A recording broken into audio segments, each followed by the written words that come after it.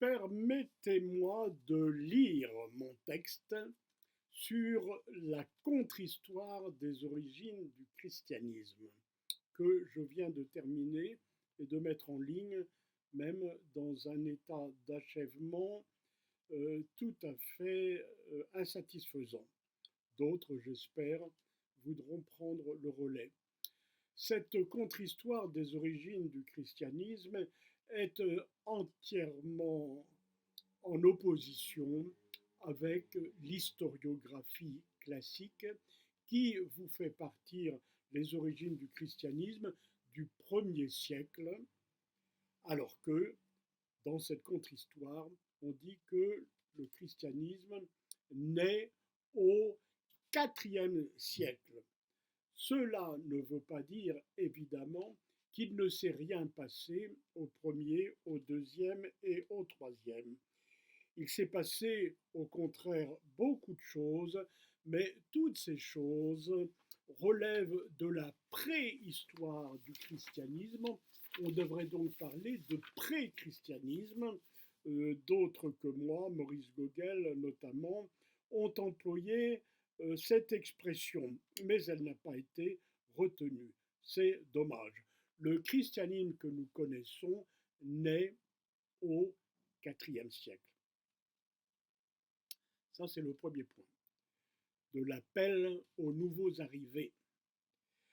Le deuxième point est que ce travail que je livre à la sphère publique est inachevé, mais je ne me sens plus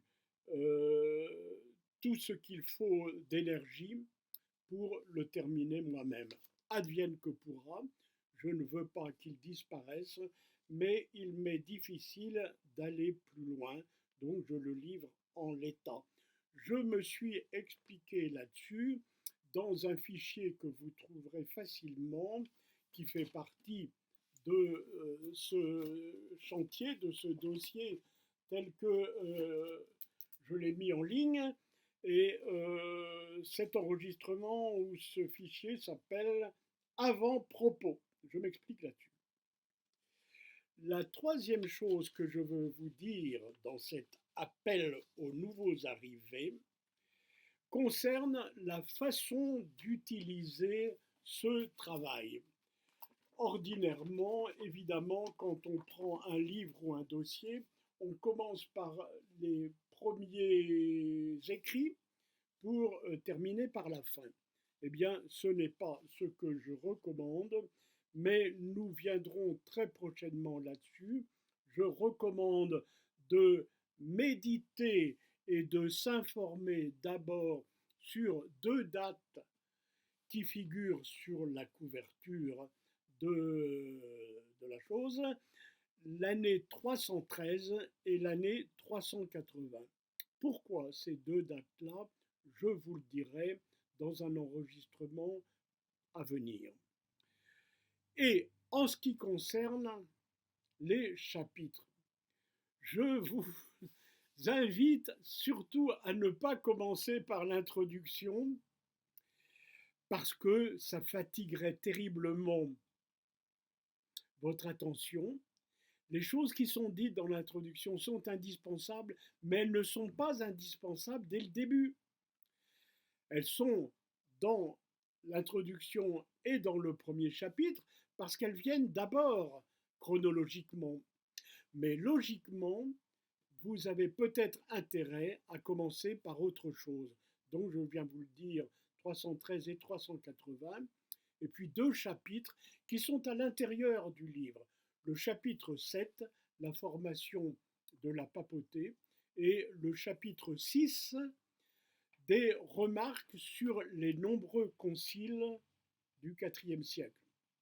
Il n'y a pas 2 conciles au IVe siècle comme l'historiographie classique que j'attaque vous le serine. Il y en a 20, 30 ou 40, nous en reparlerons dans ce chapitre 6. 313, 381, 380, pardon. Le chapitre 7 sur la formation de la papauté et le chapitre 6 sur tous les conciles du IVe siècle. Bon courage si vous vous attaquez à ce dossier. Vous pouvez d'ailleurs faire des remarques et poser des questions à partir des enregistrements que vous pouvez lire. À bientôt.